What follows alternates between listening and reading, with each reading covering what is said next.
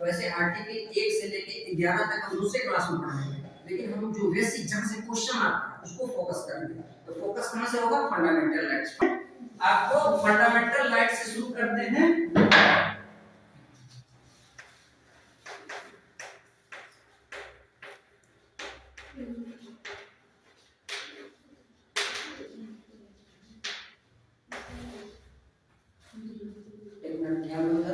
Fundamental rights है constitution of India. जब हम भारत का संविधान पढ़ेंगे तो हमने क्या पढ़ाया था? संविधान में कुल कितने अनुच्छेद है? मूल संविधान के अनुच्छेद 395। भाग कितने हैं?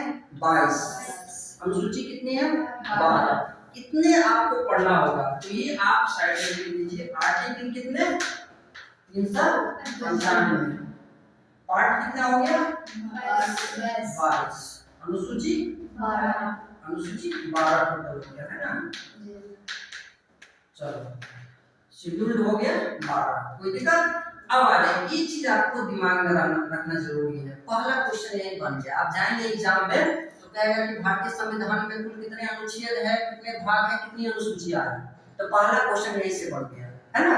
इसमें पूछेगा, अब देखिए सबका जैसे 12 अनुसूची है, फर्स्ट अनुसूची, सेकंड अनुसूची, इस टाइप से टोटल 12 तक। टोटल 12 अनुसूची को पढ़ना है।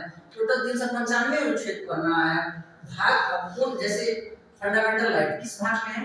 पार्ट 3 में है ना? किस भाग में है? एग्जाम में यहाँ से एक क्वेश्चन और निकल गया कि फंडामेंटल राइट्स किस भाग में है? तो भाग 3 में, है ना? टोटल 22 भाग है, इसी भाग में हम पढ़ेंगे 1 2 3 4 5 6 7, है ना? जैसे भाग 2 में क्या है? नागरिकता है। भाग 3 में क्या? फंडामेंटल राइट्स है। भाग 4 में क्या है? नीति निर्देशक तत्व है ना? तो ये सारे हमको 22 भाग में कौन-कौन से पार्ट है? तो खास करके ज्यादा क्वेश्चन आता है यही से। भाग 3 में क्या है? ये देगा पॉइंट में नीति निर्देशक तत्व, फंडामेंटल राइट्स, नागरिकता, अदरवाइज कुछ दे सकता है। तो भाग 3 में क्या हुआ? फंडामेंटल राइट्स, मौलिक अधिकार। सबसे पहले मौलिक अधिकार जो शुरू करते हैं, तो ये मौलिक अधिकार क्या है? क्या है मौलिक अधिकार? फंडामेंटल राइट्स क्या है बताओ? फंडामेंटल राइट्स मींस होता है कि यह एक ऐसा अधिकार है, यह व्यक्तिगत अधिकार है। क्या कैसा अधिकार है? व्यक्तिगत अधिकार है, जिसको अगर इस अधिकार को राज्य के द्वारा, राज्य मतलब द स्टेट, आर्टिकल 12 हम बताएंगे, राज्य के द्वारा अतिक्रमण करता है, किसी व्यक्ति के अधिकार में अतिक्रमण करता है, तो हम क्या करते हैं? न्यायालय जाकर उस अधिकार को प्रवर्तित करवाते हैं।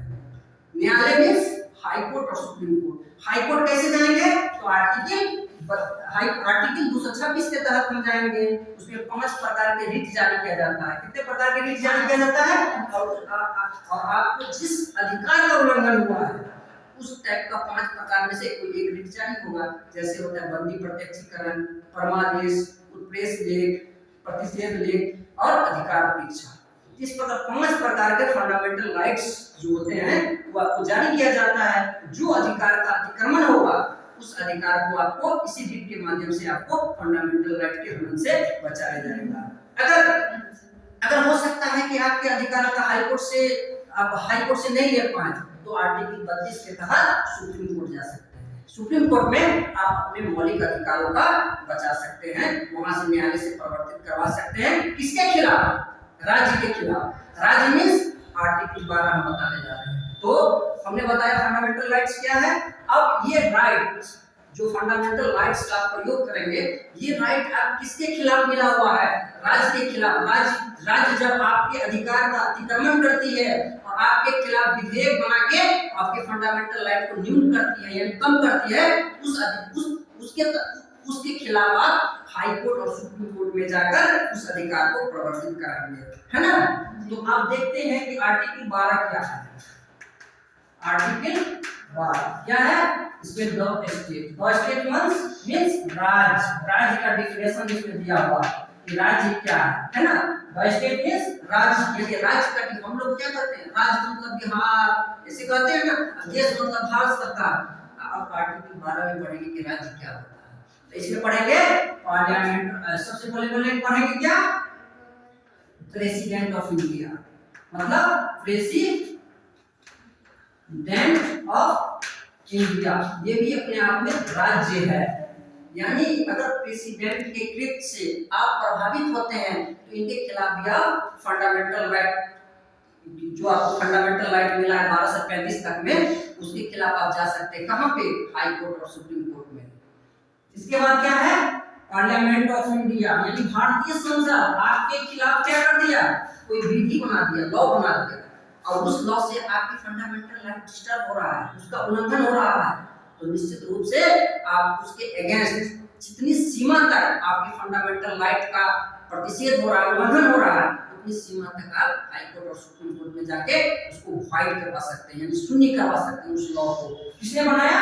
पार्लियामेंट ऑफ इंडिया, यानी भारत की संसद। किसने? भारत की संसद। इसके बाद द स्टेट में और क्या आता है? Council of minister central government, मतलब भारत सरकार की केंद्रीय मंत्रिपरिषद। क्या आता है?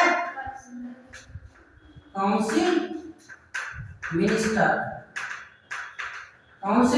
ऑफ इंडिया, है ना।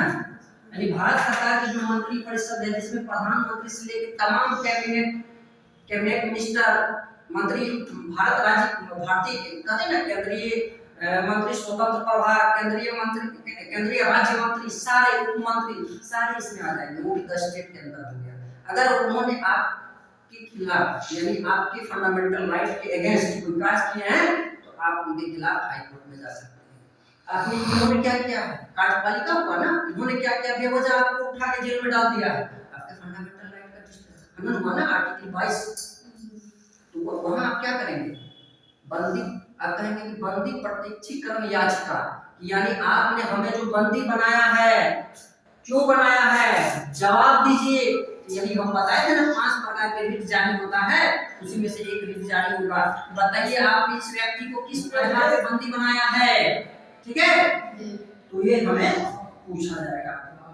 फिर हम क्या करेंगे? हर स्टेट में स्टेट गवर्नमेंट, हर राज्य में होते हैं ना स्टेट गवर्नर, है ना, सब जगह गवर्नर आ जाएगा, है ना। राज्यपाल जिसको कहते हैं, क्या कहते हैं?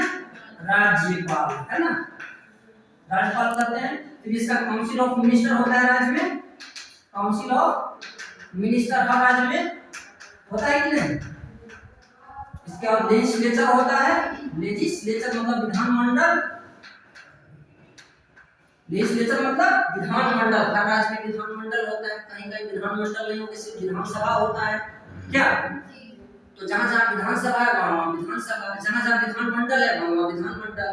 तो आर्टिकल 12 में सारे तथ्य आपको आ रहे हैं। फिर हम क्या करेंगे? इसके बाद क्या करेंगे? कहां जाएंगे? इसके बाद हम चलेंगे, आपको बहुत सारे केंद्र शासित प्रदेश से, वहां पे होते हैं लेफ्टिनेंट गवर्नर।